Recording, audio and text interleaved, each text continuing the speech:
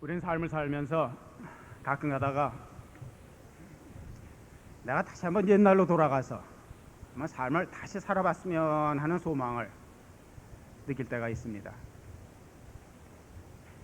내가 다시 한번 옛날로 돌아가서 다시 인생을 살 수 있다 하면은 내가 이런 실수를 하지 않았을 텐데, 내가 다시 옛날로 돌아가서 다시 한번 삶을 산다고 하면은 이런 거 한번 잘 해볼 텐데,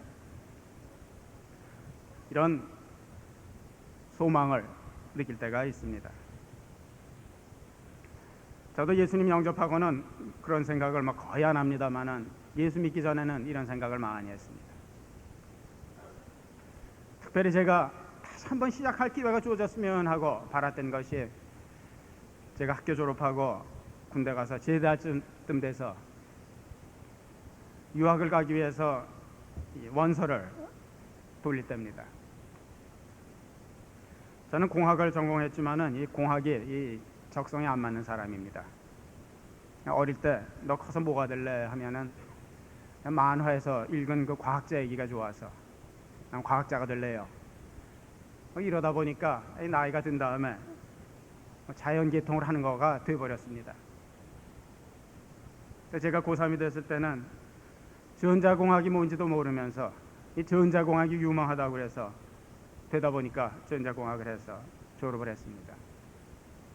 근데 제 집안 식구들은 다들 또 대부분이 미국에 유학으로 왔으니까 저는 어릴 때부터 저는 유학을 가는 모양이다 이렇게 생각을 했습니다.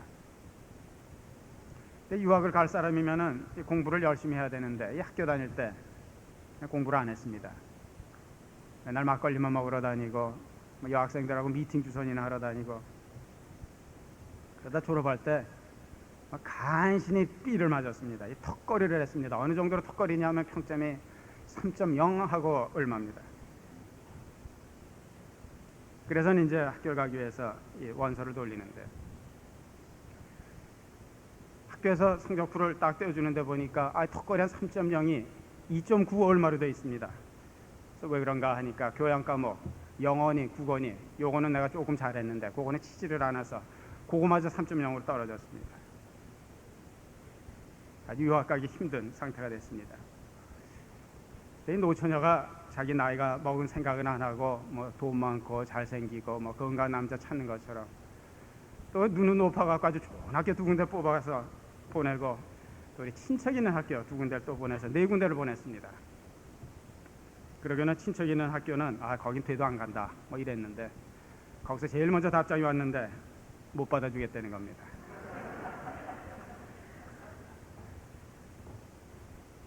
그 다음에 하나하나 오는데 미국 사람 그 공손한 편지 있죠. 보니까 좋기는 좋지만은 우리들하고는 안 맞으니까 원하면은 성적표를 딴 군데 보내줬다. 그래서 세 군데서 땅칠 맞고 한 군데서는 연락도 안 왔습니다. 어릴 적부터 크면은 유학을 가는 걸 알고 왔는데 유학 갈 길이 딱 막혀버린 겁니다.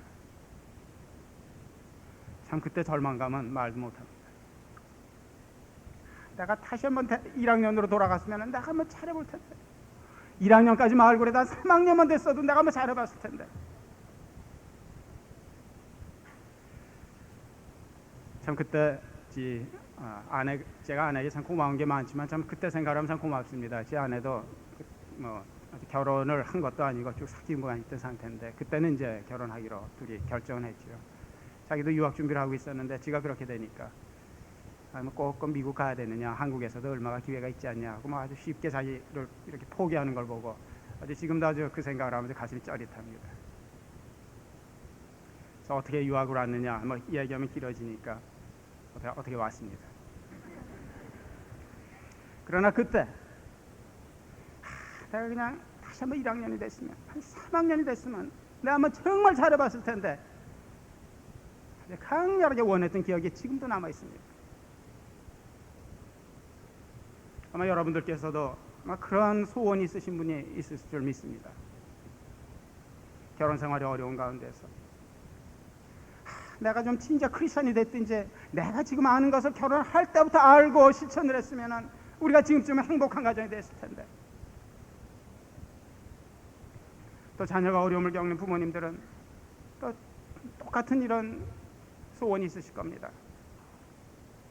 내가 좀 진작 예수를 믿어서 애들을 좀 신앙적으로 교육을 시켰으면 좋았을 텐데, 내가 좀 진작 지금 하는 것을 알아갖고 어렸을 때부터 교육을 잘 시켰으면 이렇게까지 어려움은 당하지 않았을 텐데, 다시 한번 돌아와서 다시 한번 시작할 수 없나? 아마 이런 소원을 느끼시는 분이 여기도 계실 겁니다. 어떤 분들은 옛날로 돌아가는 정도로는 도저히 되지가 아니하고, 참 내가 좀 더 좋은 부모 밑에서, 좀 더 좋은 환경 가운데서, 좀 더 좋은 시대에 태어났으면은 내가 한번 멋지게 살아볼 텐데, 이런 것은 다 환상입니다. 그러나 크리스천에게는 이것이 환상이 아니라는 것 아십니까? 우리는 다시 태어나서 새로운 삶을 살 수 있는 기회가 우리에게는 있습니다. 우리가 그냥 변화된 새로운 삶이 아닙니다. 다시 태어날 수 있는 이것을 예수님께서 약속해 주셨습니다. 다시 태어나는, 이것을 거듭난다고 합니다. 다시 태어나니까 거듭나는 겁니다. 이 말씀을 예수님께서는 니고데모라는 사람과의 대화 가운데서 하셨습니다. 3장 1절에 보면은 니고데모라는 사람이 이렇게 묘사가 되어 있습니다. 바리새인 중에 니고데모라 하는 사람이 있으니 유대인의 관원이라. 성경에 바리새인이란 명칭이 많이 등장을 하니까 제가 잠깐 설명을 드리겠습니다. 바리새인들은 한 10계명을 그대로 지키는 것을 일생의 목표로 둔 사람들입니다. 이분들이 생각하기에는 나라가 어려운 것은, 그리고 이 어려운 문제를 해결하기 위한 방법은 종교적인 데 있다 생각을 했습니다. 우리가 한 사람 한 사람 하나님께 완전히 순종해서 철저하게 그분의 계명대로 살 때에 하나님께서 메시아를 보내주실 거다 하는 이런 사상도 있었습니다. 그랬기 때문에 철저하게 하나님의 뜻대로 살지 아니하려고 하는 이런 죄인들에 대해서 이런 사람들을 죄인이라고 불렀고, 경멸감되는 증오심이 있었던 이유가 거기 있습니다. 이 사람들은 바리새인이 되기 위해서는 사람들 세 사람 앞에서 소원을 해야 됩니다. 그다음부터는 십계명대로 살라고 애를 쓰는 겁니다. 근데 사실 십계명이라는 것이 아주 일반적인 거 아닙니까? 어떻게 해야 된다는 구체적인 것이 나와 있지가 않습니다. 그래서 바리새인들은 십계명을 설명해 놓은 미시나라는 이런 책이 있습니다. 그래서 거기에서는 십계명을 구체적으로 어떻게 지키는 거다 하는 것이 잘 나와 있습니다. 예를 들면 안식일을 거룩하게 지켜라 하는 거에 대해서는 무려 24챕터가 쓰여져 있습니다. 그래서 십계명을 우리로 치면은 헌법이라고 하면은 미시나는 우리로 치면은 시행령입니다. 그런데 이 미시나 갖고서도 모든 것이 다 커버가 안 됩니다. 그래서 미시나를 설명해 놓은 또 책이 필요한데, 이것이 뭐냐? 이것이 여러분들 가끔 들으시는 탈무드라는 책이 바로 이 책입니다. 탈무드는 미시나보다 훨씬 더 두껍고 많습니다. 그래서 안식일을 지키는 것에 관해서만도 156페이지가 씌어지고 있습니다. 이거를 철저하게 지키려고 하는 사람입니다. 왜 이렇게 많은 책이 필요하냐? 우리 안식일을 거룩하게 지켜라, 성경에 되어 있지요. 안식일에는 일을 하지 말아라, 성경에 이렇게 되어 있습니다. 근데 막상 그대로 하려고 하면 가만히 있자, 이거 어디까지가 일인가 문제가 생기죠. 얼마 전에 어떤 자매님이 저에게 그런 질문을 하셨어요. 주일날 교회 성수주의를 하는 것은 좋은데, 만약 비즈니스를 해서 나는 나오고 딴 사람에게 시키는 건 어떻습니까? 이런 질문이 생긴다고. 그래서 이 케이스를 하나 설명해 놓은 것이 이런 책들입니다. 주일날 벽돌을 만들기 위해서 진흙을 개면은 이거 일이냐 아니냐? 그거 일이죠. 그래서 주일날은 벽돌을 개면 안 된다. 그런데 그러면 집을 지을 목적이 없이 그냥 흙만 개는 것은 일이냐 아니냐? 그러면은 또 바리새인들, 서기관들이 그것도 일이다. 그것도 안 된다. 그러다 보면 어떤 결론이 나오냐 하면은 안식일 날은 침도 땅 위에 뱉어서는 안 된다. 왜? 침을 뱉으면은 흙하고 섞여서 흙을 캐는 게 되니까. 그래서 주일날은 땅에다 침을 못 뱉게 되어 있습니다. 그럼 또 어떤 사람이 그럼 바위에 뱉는 것은 어떻습니까? 웃으시지만은 정말 이런 게 있어요. 그러면은 바위에 뱉는 것은 흙이 없으니까 그건 괜찮다. 그래서 주일날 침을 뱉고 싶으면 조심해야 됩니다. 바위를 딱 골라서 착 뱉어야 됩니다. 철저하게 살라고 하는 이런 사람들이 바리새인들입니다. 니고데모는 이런 사람이었습니다. 또 이 사람은 유대인의 관원이라고 했는데, 관원이라는 것은 그냥 일반적인 관원이 아니라 그 당시 이스라엘이 로마 통치 밑에 있었는데 자치기관으로서 산헤드린이라는 것을 만들어 주었는데 거기에 회원이라는 뜻입니다. 지금으로 치면은 국회의원입니다. 이분이 밤에 예수님을 찾아왔습니다. 찾아온 이유가 뭐냐? 예수님 하시는 것을 가만히 보니까 많은 표적을 행하십니다. 자기도 그런 표적을 행해본 적이 없습니다. 자기 공회의원 가운데서도 그런 것을 행해본 사람이 없습니다. 근데 예수님은 기적을 행하시는 놀라운 모습을 보고 니고데모라는 사람이 사회적으로 높은 사람이었지만은 이분에 가서 내가 좀 배울 것이다 이렇게 생각하고 온 것 같습니다. 그래서 대화가 오갔습니다. 그런데 예수님께서 니고데모에게 아주 뚱딴지 같은 말씀을 하십니다. 3절에 보면은 예수께서 대답하여 가라사대 진실로 진실로 내게 이르노니, 예수님께서 진실로 진실로 내게 이르노니 이런 말을 하실 때는 여러분들 눈을 반짝 뜨고 봐야 됩니다. 자매님들 얘기하다가 무슨 중요한 얘기를 할 때 꼭 그런데 말이야 하고 흔드시는 분 있죠. 거기에 해당합니다. 무슨 말씀을 하시냐? 사람이 거듭나지 아니하면 아무도 하늘나라에 볼 수 없느니라. 너희가 다시 태어나지 아니하면 하늘나라를 보지 못한다. 너희가 다시 태어나지 아니하면 천국에 갈 수가 없다. 이런 말씀을 하셨습니다. 니고데모에게는 이것은 감이 안 잡히는 이야기입니다. 왜냐? 니고데모는 도덕적인 신앙인이었기 때문에 그렇습니다. 니고데모에게는 예수님은 그냥 선생님 중에 하나입니다. 니고데모가 예수님을 부르는 거에서 우리는 그것을 볼 수가 있습니다. 2절에 보면은 그가 밤에 예수께 와서 가로되 라삐어, 선생님입니다. 니고데모에게는 예수님은 단순한 선생님이십니다. 지금 우리도 안 믿는 분들은 물론이거니와 교인들 가운데서도 예수님을 단순한 선생님, 랍비로 하시는 분들이 계십니다. 도덕적인 크리스천입니다. 하나님을 아는 방법은 여러 가지가 있고 여러 가지 종교는 그 하나님을 가해서 가는 다른 방법일 뿐이다.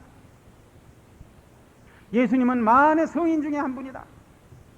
예수님에게는 우리에게 올바른 삶을 가르쳐 주시고 우리에게 올바른 생활 태도를 가르쳐 주시는 선생님이다. 니고데모는 그렇게 생각을 했고 이런 사람을 우리는 도덕적인 크리스천이라고 얘기를 합니다. 그래서 니고데모가 예수님에게 와서 묻고 싶은 것은 이 삶에 관한 물음입니다. 어떻게 하는 것이 하나님의 뜻대로 사는 것이냐?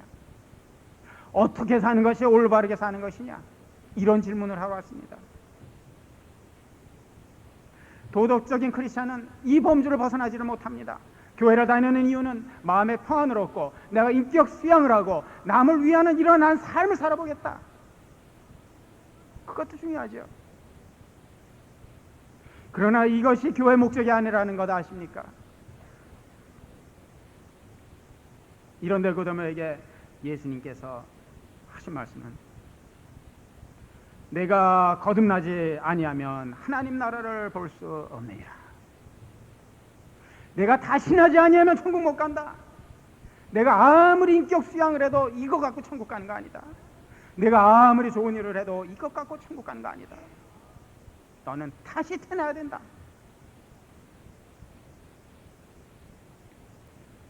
이 말이 니고데모에게 충격이 아닐 수가 없습니다. 감이 안 잡히는 이야기입니다.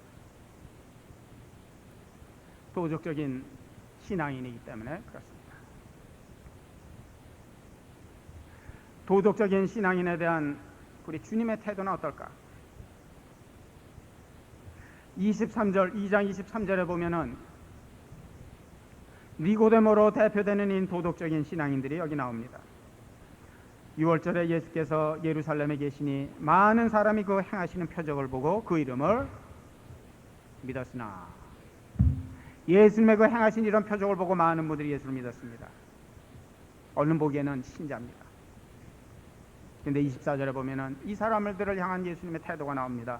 예수는 그 몸을 저희에게 의탁치 아니하셨으니, 의탁이라고 번역된 단어하고 그 이름을 믿었으니 하는 단어하고 똑같은 단어를 번역만 다르게 해놨습니다. 많은 사람이 그 행하는 표적을 보고 그 예수를 믿었으나 예수는 그들을 믿지 않았다 이러셨습니다. 왜? 이는 친히 모든 사람을 아시며 또 친히 사람의 속에 있는 것을 아심으로 사람에 대하여 아무 증거도 받으실 필요가 없습니다. 예수님의 그런 표적을 보고 예수를 믿는다고 그랬지만은 예수님께서 그 마음을 꿰뚫어 보셨습니다.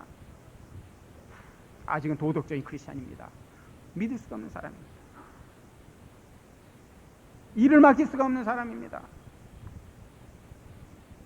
저도 교회 생활을 하면서 제일 좀 어려움을 겪는 것이 도덕적인 크리스찬들입니다. 차라리 안 믿으면 모를 텐데 도덕적인 크리스찬들은 당신네들이 크리스찬이라고 생각을 합니다. 그러나 이 영의 일은 모릅니다. 도덕적인 차원에서만 해석을 합니다. 무슨 설교를 해도 다 도덕적인 차원에서 자기가 다 해석을 해버리고 버릴 것은 버리고 취할 것은 취합니다. 그렇기 때문에 이 영적인 일이 얘기가 안 됩니다. 우리가 섬기는 하나님은 초자연적인 하나님이시고 우리가 사는 이런 삶은 초자연적인 세계에서 초자연적인 삶을 사는 것이고 우리 교회라는 것은 초자연적인 단체인데 상식에 의존해서 통계에 의존해서 이야기를 하기 때문에 이야기가 안 됩니다. 또 도덕적인 크리스찬일수록 도덕적인 크리스찬이 될 수 있는 이유 중에 하나는 자기의 도덕성에 대한 자신감이 있기 때문에 보통 딴 사람에 대해서 대단히 비판적입니다. 특별히 예수 잘 믿는다는 사람에 대해서 대단히 비판적입니다. 도덕적인 크리스찬은 믿을 수가 없습니다. 그래서 예수님께서도 많은 사람이 그 행하는 표적을 보고 그 이름을 믿었으나 예수는 그 몸을 저에게 의탁치 믿지 아니하셨습니다. 도덕적인 크리스찬은 무슨 얘기를 하든지 간에 자기의 그 상식에 의해서 해석을 합니다. 이런 사람에게 예수님께서 내가 거듭나지 아니하면 하늘나라를 가지 못한다고 하니 이것이 니고데모에게 이해가 되는 말입니까? 그래서 자기의 수준으로 이해할 수 있는 최대 해석을 내렸습니다. 그것이 뭐냐? 4절에 보면은 니고데모가 가로되 사람이 늙으면 어떻게 날 수 있습니까? 이 정도로밖에 해석을 할 수가 없는 겁니다. 두 번째 모태에 들어갔다가 날 수 있겠습니까? 어떻게 다시 태어납니까? 뱃속에 들어갔다 이거 다시 나옵니까? 이거 어떻게 합니까? 여기에 예수님께서 다시 한번 진실로가 나옵니다. 5절에 보면은 예수께서 대답하시되 진실로 진실로 내게 이르노니 사람이 물과 성령으로 나지 아니하면 하나님 나라에 들어갈 수 없느니라. 육으로 난 것은 육이요 영으로 난 것은 영이니 내가 내게 거듭나 하겠다는 말을 기이 여기지 말라. 하늘나라는 하나님이 다스리시는 그런 나라입니다. 하나님의 나라입니다. 하나님의 나라 천국은 어떻게 갑니까? 어떤 사람이 갑니까? 하나님의 자녀가 갑니다.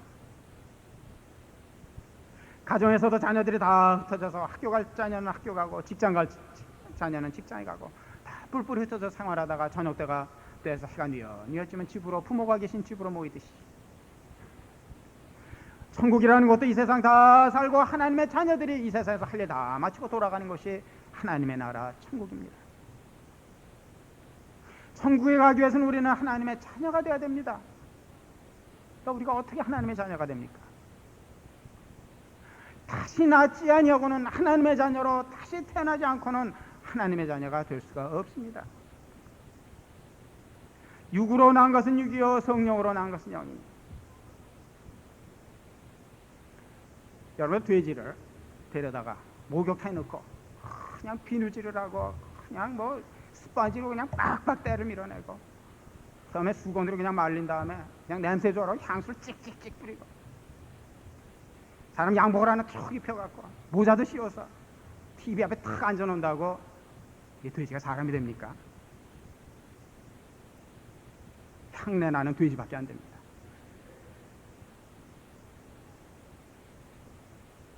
우리가 하늘나라에 가기 위해서는 하나님의 자녀가 되어야 되는데 우리가 애쓰고 노력하고 우리가 인격을 수양하면은 기껏 될 수 있는 것이 인격자입니다. 인격자는 됩니다. 그러나 하나님의 자녀는 되지 못합니다.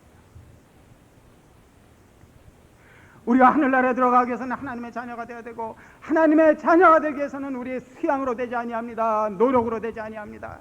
이것이 할 수 있는 것은 우리를 인격자로 만드는 것뿐입니다. 우리는 여전히 인간입니다. 하나님의 자녀가 되기 위해서는 우리는 거듭나야 합니다. 거듭난 자만이 하나님의 나라를 갈 수가 있습니다. 우리가 어떻게 거듭나느냐? 우리 어떻게 다시 태어나느냐? 예수님께서 5절에 답을 주셨습니다. 예수께서 대답하시되 진실로 진실로 내게 이르노니 사람이 물과 성령으로 나지 아니하냐. 물이라는 것은 무엇입니까? 침례원이 주었던 물 세례를 생각하시면 됩니다. 그 얘기입니다. 성령 무엇입니까? 성령 받는 것입니다. 예수님이 하신 이야기는 너 도덕적인 신앙인인 니고데모는 다시 태어난다 하는 이런 이야기를 할 때에 어머니 뱃속에 들어갔다 나오는 그 정도밖에 생각을 못하지만 내가 그 얘기하는 거 아니다. 내가 좀 하나님의 자녀가 되기 위해서는 회개하고 성령 받아야 된다. 우리가 성령 받아서 성령이 우리 몸 안에 들어오실 때에 우리는 하나님의 자녀, 영적인 사람이 됩니다. 우리 안에 성령을 모시지 못한 사람은 아무리 인격이 훌륭해도 사람이요 인격자입니다. 우리가 하나님의 자녀가 되기 위해서는 성령 받아야 됩니다. 우리 안에 성령이 거하셔야 됩니다. 우리가 영적인 사람이 되어야 됩니다. 그때부터 우리가 영적인 일을 알기 시작하고 영적인 일을 보기 시작하고 영적인 세계를 체험하기 시작하고 영적인 능력이 나오기 시작하는 것입니다. 하나님의 자녀가 되기 위해서는 우리 회개하고 성령 받아야 됩니다. 어떻게 성령 받느냐? 성령 받는 방법은 사람마다 다 틀립니다. 그래서 8절에 예수님께서 이런 이야기를 하십니다. 바람이 임의로 불 때 내가 그 소리를 들어도 어디서 오며 어디로 가는지 알지 못하나니 성령으로 난 사람은 다 이러하니라. 일기예보가 참 안 맞는 때가 참 많습니다. 인공위성에서 다 구름이 어떻게 움직이는 것을 다 보는데도 잘 안 맞춰집니다. 왜? 이 바람이라는 것이 구름이 바람에 날려서 가는데 바람이 여기 오기로 하고서는 그대로 안 가기도 하고 자기 멋대로입니다. 그래서 예측을 할 수가 없습니다. 언제 폭풍이 생기는지 폭풍이 어디로 가는지 알 수가 없습니다. 마찬가지로 성령 받는 방법도 여러 가지입니다. 어떤 분들은 기도회나 이런 데 가서 갑자기 신비한 체험 가운데서 몸이 뜨거워진다든가 이 방언이 배우지도 않은 말이 입에서 터진다든가 이런 걸 통해서 성령 받는 분도 계시고 어떤 분들은 전도 오신 분 어떤 이런 말씀을 통해서 내가 예수님을 주님으로 영접함으로써 성령 받기도 하고 또 기독교 가정에서 자라서 이렇게 자라신 분은 내가 언제 받았는지도 잘 모르겠어요. 성령 받은 더군다나 어떤 느낌 같은 것은 전혀 없을지도 모르지만 성령님께서는 바람이 임으로 부는 것처럼 성령님께서 당신의 임의대로 우리의 합당한 방법으로 성령을 받게 해주시지만 한 가지 틀림없는 것은 우리는 성령 받아야 됩니다. 우리 안에 성령을 모시지 못한 사람은 하나님의 사람이 아닙니다. 우리 안에 성령을 모시지 못한 사람은 크리스찬이 아닙니다. 우리 안에 성령을 모시지 못한 사람은 도덕적인 신앙입니다. 인격자입니다.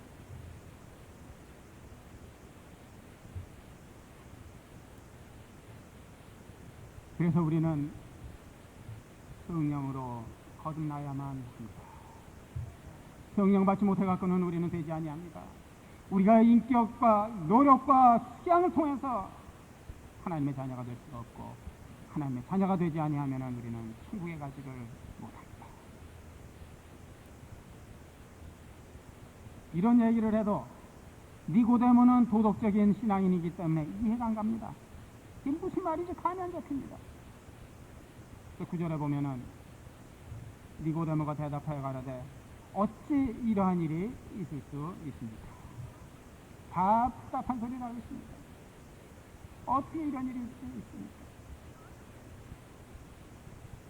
자기의 가치관과 도덕관으로 꽉 매여있기 때문에 그 이상의 것은 이해할 수도 없고 이해하려 하지도 아니합니다.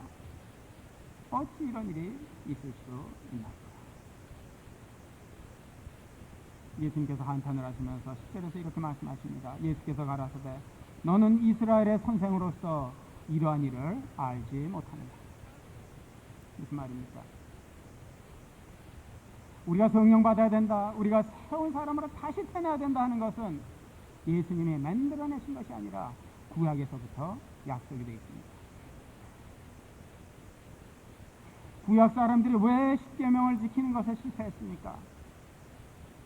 능력이 없어서 그렇습니다. 우리 한국에 살고 왜 그렇게 부패했습니까? 어떻게 사는 것이 올바른 삶이라는 것을 몰라서 그렇습니까? 지식의 문제가 아니고 능력의 문제입니다. 뭐 신문 사설이나 또 많은 분들이 신문에 어떻게 하면 우리나라가 잘 되나 하는 글을 쓰는 거 다 하는 얘기입니다.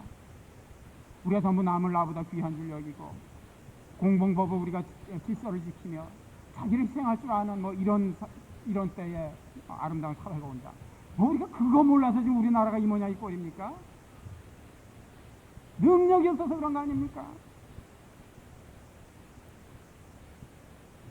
이스라엘 백성들도 하나님의 법을 몰라서가 아니라 그 법대로 살면 좋다는 것을 몰라서가 아니라 자신의 능력이 없기 때문에 실패했기 때문에 하나님께서는 이미 예언자를 통해서 우리가 다시 태어나서 새로운 본성을 받을 것을 약속해 주셨습니다.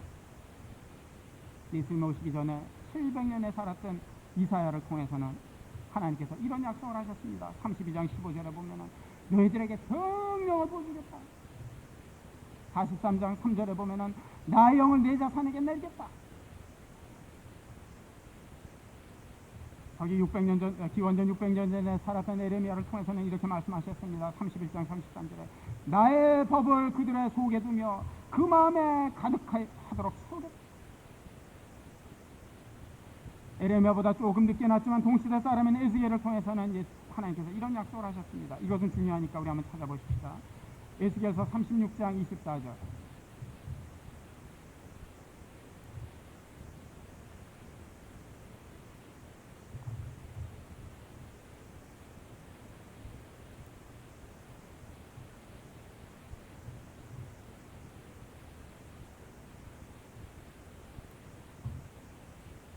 에스겔서 36장 24절 접서 제가 읽겠습니다. 1209페이지입니다. 에스겔이라는 사람은 예언자 중에서 아주 독특한 사람입니다. 예언자들의 직업이 다 틀렸지만 에스겔은 노예였습니다. 노예로 바빌론의 포로로 잡혀와서 벽돌 굽던 사람인데 이 사람을 통해서 하나님께서 이런 예언을 주셨습니다. 24절 내가 너희를 열국 중에 취하여 내고 열방 중에서 모아 데리고 고토에 들어가서 맑은 물로 너에게 뿌려서 너희로 정결케 하되 곧 너희 모든 더러운 것에서와 모든 우상을 섬김에서 너희를 정결케 할 것입니다. 20절 또 내 새 영을 너희 속에 두고 새 마음을 너희에게 주되 너희 육신에서 굳은 마음을 제하고 부드러운 마음을 줄 것입니다. 또 내 신을 너희 속에 두어 너희로 내 율례를 행하게 하리니 너희가 내 규례를 지켜 행하리라. 내가 너희들에게 새 마음을 주겠다. 새 육신을 주겠다. 새로 태어나게 해주겠다. 하나님께서는 예수를 통해서 약속하셨습니다. 에레미야를 통해서 약속하셨습니다. 이사야를 통해서 약속하셨습니다. 우리가 하늘나라에 가기 위하여서는 우리는 성령 받고 거듭나야 합니다. 이러지 아니하고는 우리에게는 불가능합니다. 그럼 내가 정말 성령 받았고 거듭났는지 안 났는지 어떻게 아느냐? 결과를 봐서 합니다. 우리 본문으로 다시 돌아가십시다. 8절에 보면은 3장 8절에 보면은 바람이 임으로 불매 내가 그 소리를 들어도 어디서 오며 어디로 가는지 알지 못하나니 성령으로 난 사람 다 이러하니라. 바람이 어디서 불어서 어디서 가는지는 잘 모릅니다. 그러나 우리는 깃발이 푸락푸락 하는 것을 보면서 아, 바람이 부는구나 하는 것을 압니다. 나뭇가지가 바람에 흔들리는 것을 보면서 우리는 아, 바람이 부는구나 하는 것을 압니다. 우리가 성령 받은 사람도 행동의 결과를 봐서 합니다. 우리가 성령 받아서 사람이 거듭난 사람은 남이 보기에는 얼른 눈에 띄지 않는 수도 많이 있습니다. 그러나 본인은 압니다. 우리가 성령 받고 거듭나면은 죄에 대해서 민감해집니다. 옛날에는 아무렇지도 않게 했던 것이 거북해집니다. 우리가 성령 받고 나면은 우리 마음속에 남을 사랑해야 되겠다는 부담이 생깁니다. 우리가 성령 받고 나면은 믿는 사람들이 가깝게 느껴집니다. 옛날엔 다 믿는 사람들이 뭐 교만하게만 보이고 다 위선자만 같아 보였습니다. 이제는 가깝게 느껴집니다. 훌륭해 보여요. 성령 받고 나면은 성경이 이해가 됩니다. 성령 받고 나면은 설교가 귀에 들어옵니다. 성령 받고 나면은 이런 변화가 따릅니다. 이런 변화를 봐서 우리는 성령을 받았다, 안 받았다는 것을 알 수가 있습니다. 그래서 어떤 분들은 영적인 체험을 하고 이상한 영을 받은 분들, 이게 정말 성령인지 뭐 이상한 영인지 악령인지는 그 결과를 봐야 됩니다. 이런 것이 따르느냐 안 따르느냐, 죄에 대해서 여전히 무관심하냐 아니면 죄에 대해서 감시해놓고 하자느냐, 살아내도 같은 부담이 있느냐. 얼마 전에 지난주일날 우리 김범기 형제 간증도 하셨습니다만, 저는 이 근처에 예수 찬양이라는 참 귀한 모임이 있습니다. 간증을 들어갔고 또 참 알 수 있는 것이 그 안에서 성령께서 크게 역사하신 것 같습니다. 어떤 목사님은 너무 떠들썩하고 이렇다고 그래서 좀 경계를 하시는 모양인데, 전 전혀 그런 마음이 없습니다. 왜? 성령님의 역사가 분명하니까. 어떻게 하느냐? 거기 들어간 학생들이 표현하는 걸 봐서 압니다. 거기 들어간 학생들이 부모한테 대항하던 자녀들이 부모에게 순종하는 자녀가 되는 걸 봅니다. 공부 안 하던 자녀들이 뭐 B학점 뭐 이상만 맞는 걸 봅니다. 자기 교회 열심히 섬기려고 하는 걸 봅니다. 우리 성가대에도 예수 찬양 모임 단원들이 있지만 제가 눈여겨 봅니다. 가만히 보면은 뭐 쓰레기 같은 거 뭐 갖다 버리고 뭐 항상 구질구질한 거 가만히 보면 남한테 얘기도 안 하고 있어요. 성령 받으면 이러한 변화가 따릅니다. 거룩의 변화가 따릅니다. 사랑의 변화가 따릅니다. 우리는 성령 받아야 합니다. 그래서 예수님께서 참 한탄을 하셨습니다. 성령 받아야 되는 것은 구약에서부터 얘기가 되어 있는데 너는 선생님이라고 하면서 이런 것도 모르느냐. 이런 일을 내가 너한테 자세히는 설명할 수가 없다. 그래서 예수님께서 무슨 말씀을 하시냐면 12절에 보면 내가 땅의 일을 말하여도 너희가 믿지 아니하거든 하물며 하늘의 일을 말하면 어떻게 믿겠느냐. 그러면서 13절부터 내가 그냥 요거 한 가지만 설명하겠다.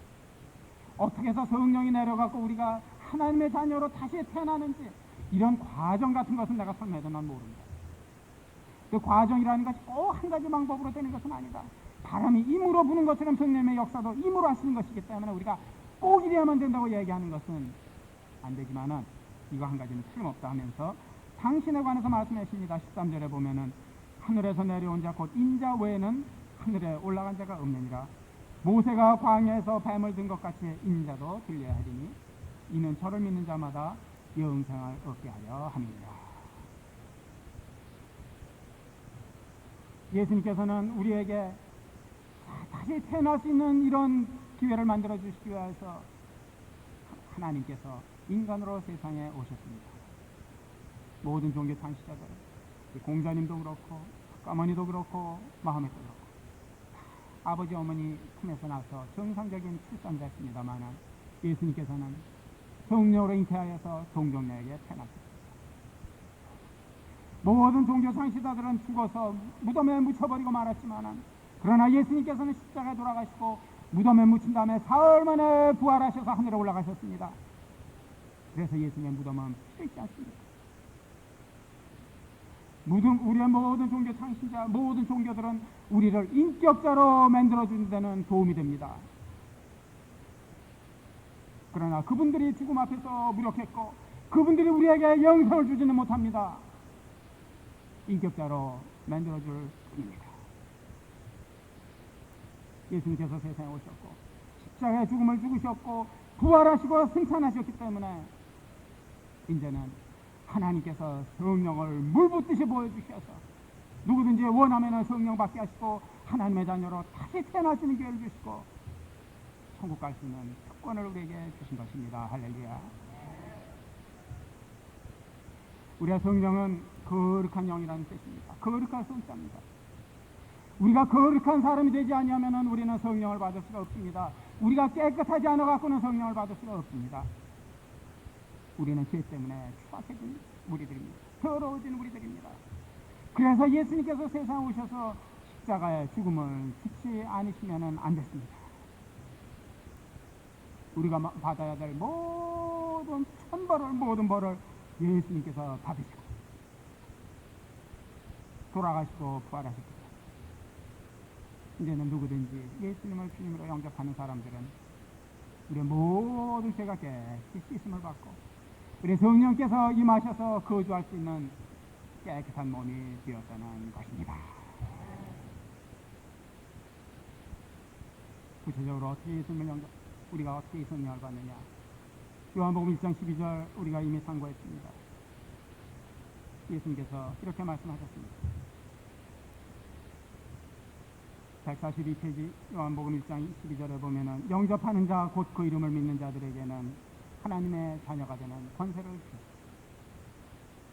우리가 인격자가 되지 아니하고 하나님의 자녀가 되는 어떻게 하나님의 자녀가 되느냐?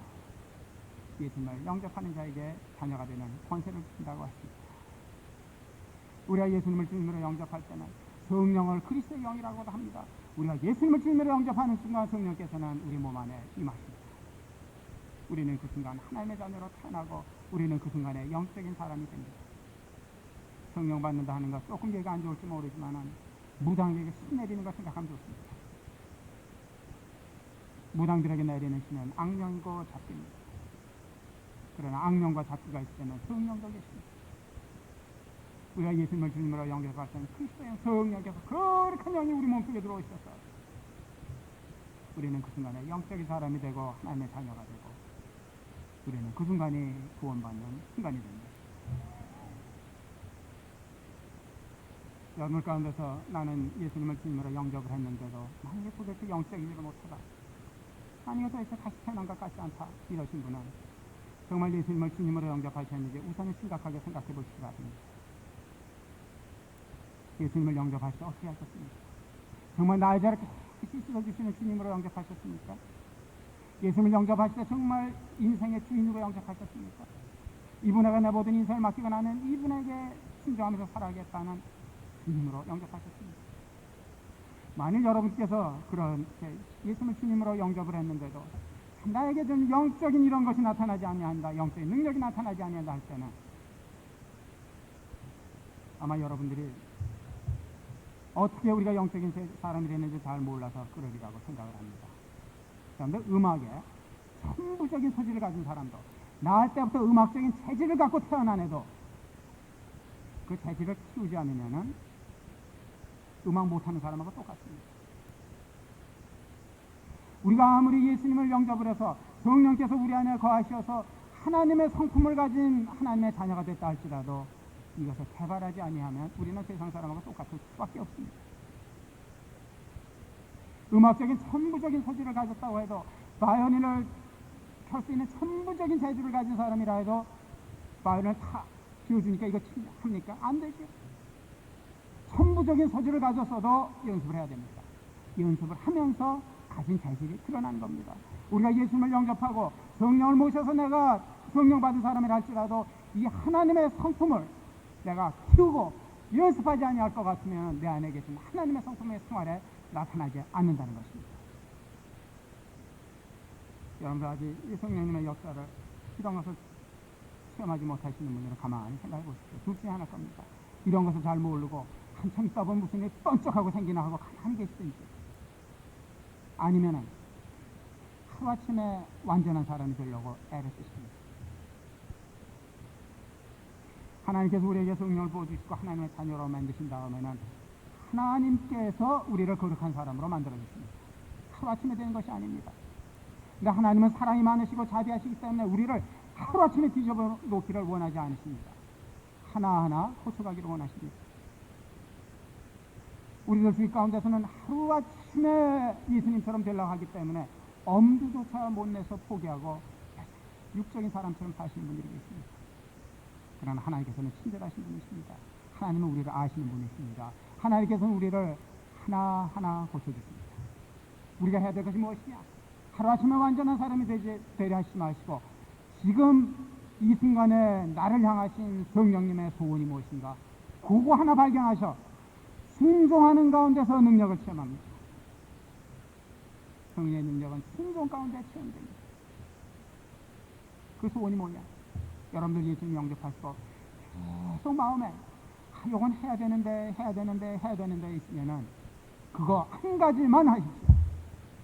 주님의 능력을 체험합니다. 예수님 영접하시고 계속 성령님께서 너 요거 하면 안 된다, 요거 하면 안 된다, 요거 하면 끊어봐라 하는 거 있으면은 그거 하나만 끊으십시오. 그렇게 순종하는 노력 가운데 기도도 하게 되고 실망도 하고 이러면서 하나님의 음성을 듣는 기도 성취고 하나님의 능력도 체험하고 영안도 띄우시고, 그래서 이것이 다 끝나고 나면 하나님께서 잘했다 다 칭찬해 주시고, 그러면 조금 지나면 우리 이번엔 요거 한번 하자. 피아노 하는 사람이 처음에는 바이엘 치고 그걸 끝나면 체력이 이런 식으로 하나님께서 우리의 교육을 책임져 주셔서 하나 고쳐 요구하십니다. 우리가 하나 더 변화가 없다 할지라도 우리가 예수님 영접해서 성령 받았으면 우리가 하나님의 자녀입니다. 우리가 전혀 변화가 없지라도 우리는 천국을 소유한 사람입니다. 그거에 대해서는 이론이 없습니다. 하나님께서 우리를 자녀로 만들어주신 다음에 속에서부터 우리를 변화시킵니다. 성령님들 도덕적으로 예수 믿고 계시면 안 계십니까? 여러분들 인격자가 되시겠습니까? 하나님의 자녀가 되시겠습니까? 오늘 결정하시는 시간 되시기를 예수님의 이름으로 부탁드립니다.